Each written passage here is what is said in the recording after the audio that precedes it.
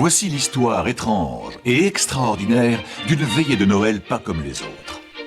Il y a très longtemps, dans la ville de Nuremberg, en Allemagne, les petits-enfants étaient impatients de recevoir leurs cadeaux de Noël.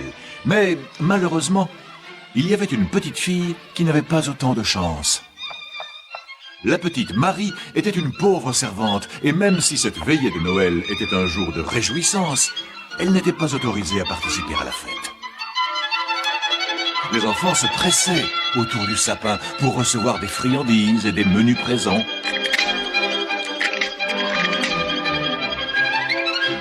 Marie les regardait, sachant très bien qu'elle était exclue de cette allégresse.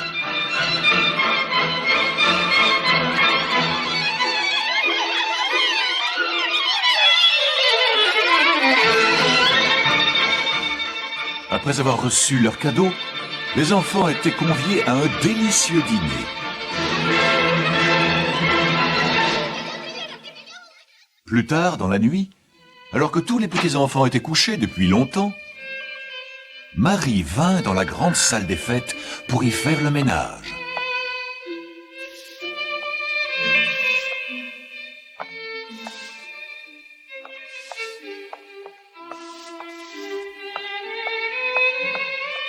Elle était ravie de contempler toutes les jolies décorations du sapin. C'était une vision de rêve pour elle.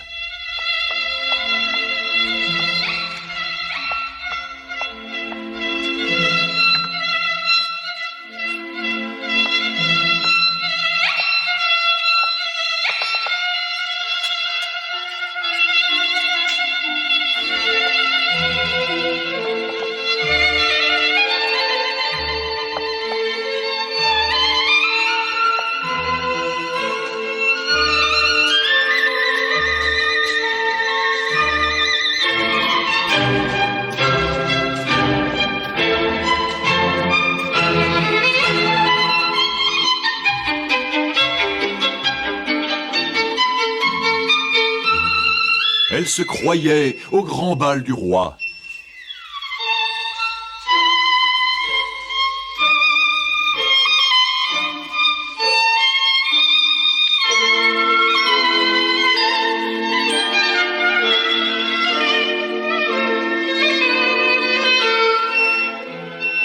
Quand tout d'un coup, elle aperçut un casse-noisette qui ressemblait à un petit soldat.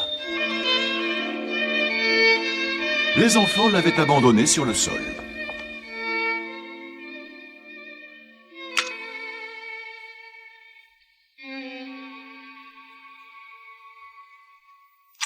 En recevant le baiser de Marie, le petit casse-noisette prit vie.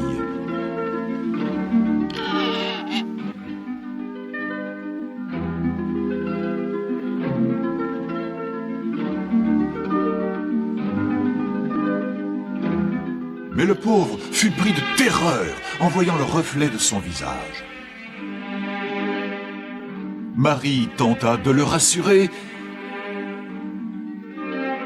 et c'est là que le petit casse-noisette lui fit une révélation.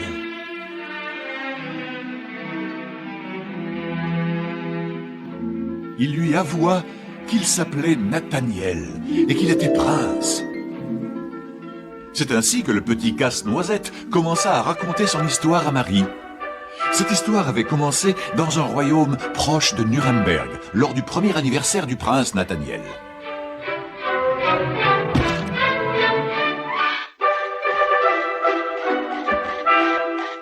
Lors de la fête, des petites souris pointèrent le bout de leur museau.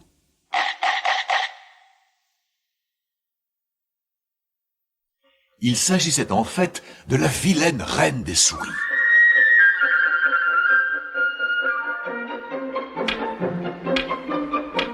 Les membres de la cour étaient effrayés.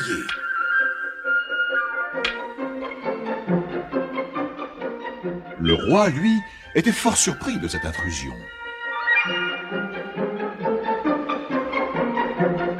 La vilaine reine des souris était venue avec son fils. C'était un garnement.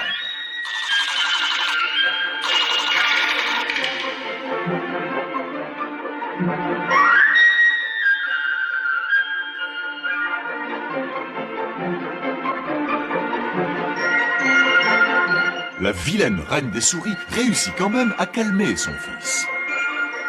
Elle lui rappela pourquoi ils étaient venus à cette fête.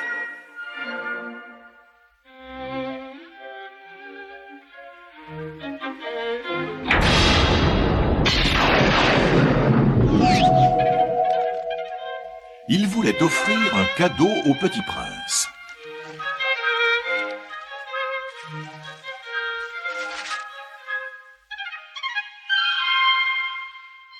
La vilaine reine des souris était enchantée de son méchant tour. Contre toute attente, le roi se mit à rire.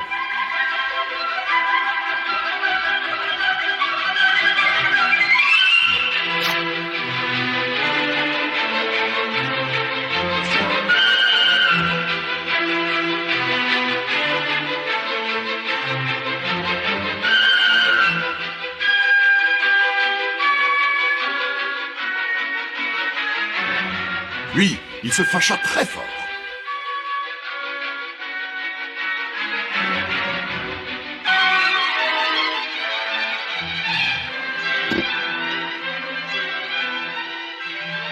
Mais la vilaine reine des souris refusait de quitter le palais.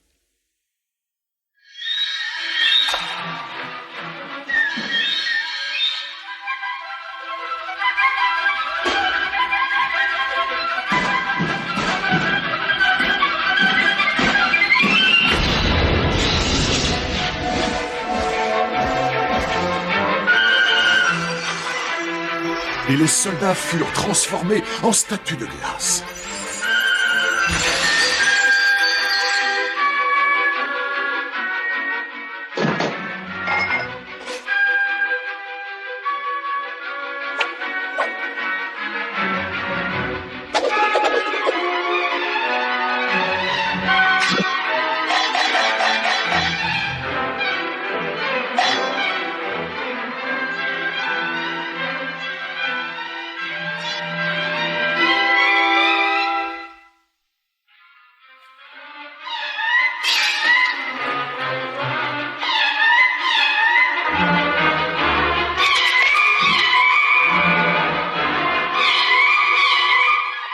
Le roi était bien décidé à chasser cet indésirable de son palais.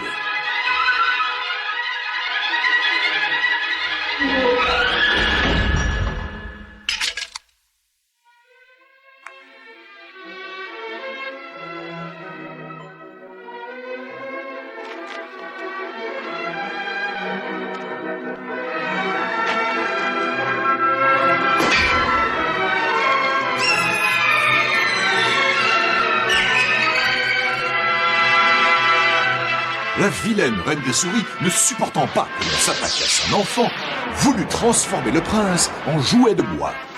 Mais le roi était décidé à ne pas se laisser faire.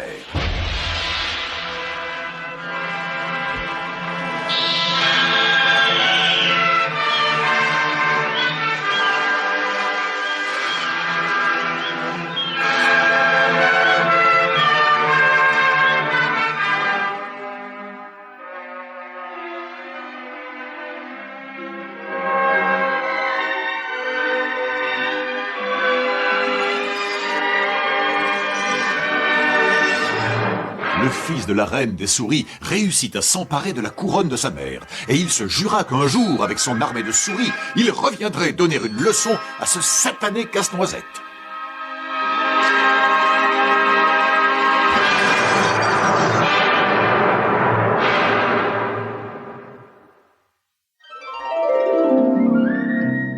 Marie était si triste pour Nathaniel. Celui-ci était bien décidé à se venger.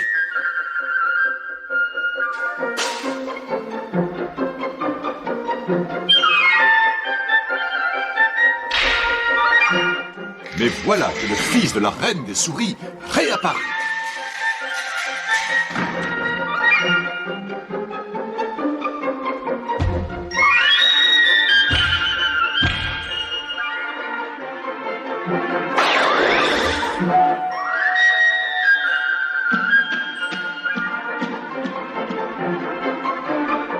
Il voulait détruire le casse-noisette.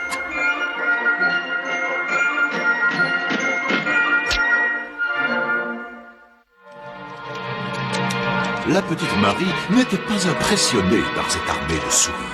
Elle voulait protéger Nathaniel.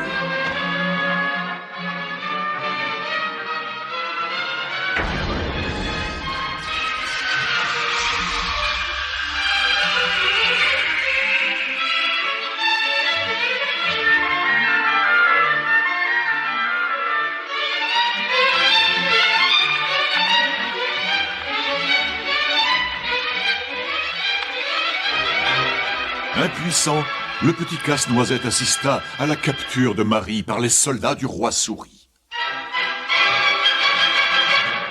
Néanmoins, il réussit à attraper un clairon, car il était temps de rappeler ses troupes.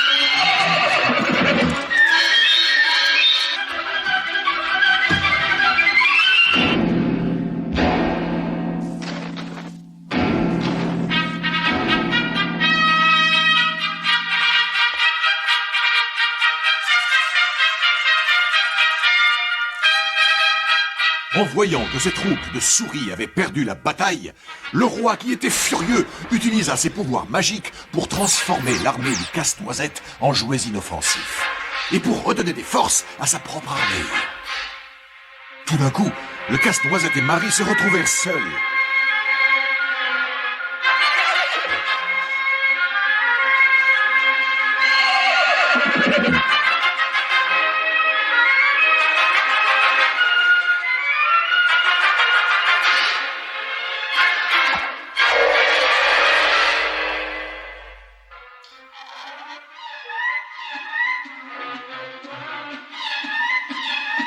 Le vilain roi avait quand même fini par triompher. Après toutes ces années, il avait vaincu le Casse-Noisette. Et il voulait maintenant se débarrasser de lui.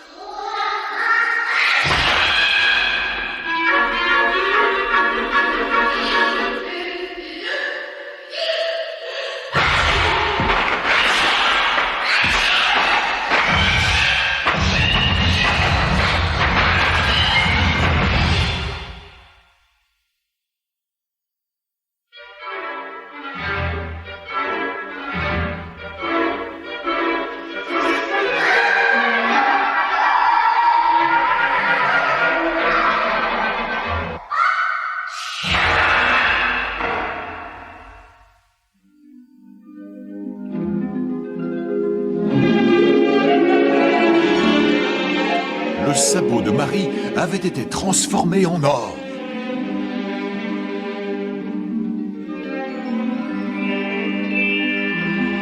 Puis, il était devenu une élégante chaussure.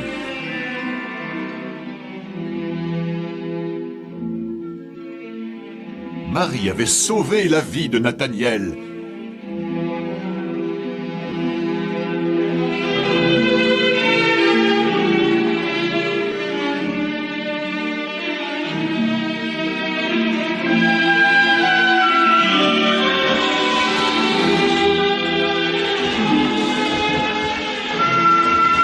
Sa gentillesse avait délivré le prince de la malédiction des souris.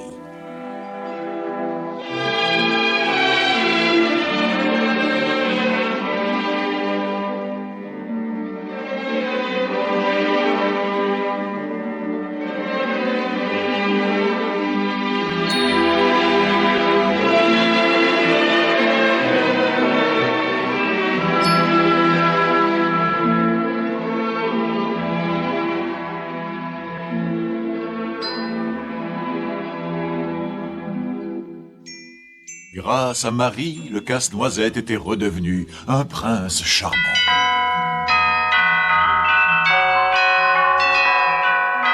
Le prince proposa ensuite à Marie de l'emmener dans son royaume magique, ce royaume qu'il n'avait pas vu depuis des années. La danse des fées résonnait dans leurs oreilles.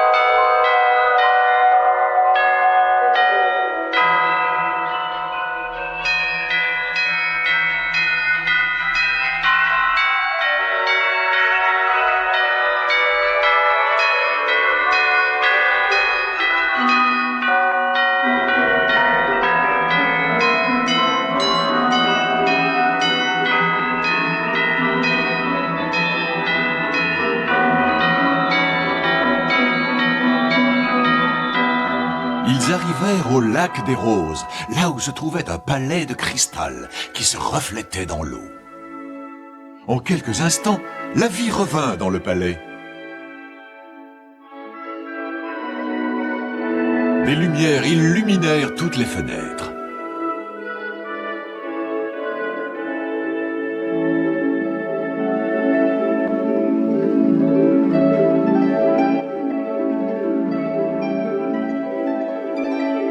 Un pont de violettes et de primevères apparut soudain et leur permit d'accéder jusqu'au château. Les fleurs formaient un tapis coloré, il y en avait jusqu'au trône. Le roi et la reine, qui avaient été transformés en glaçons depuis des années, revinrent tout doucement à la vie.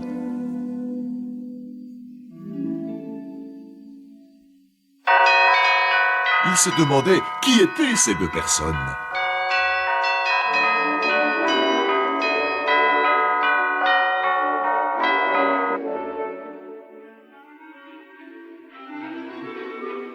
Puis le roi et la reine comprirent que leur fils leur était enfin revenu.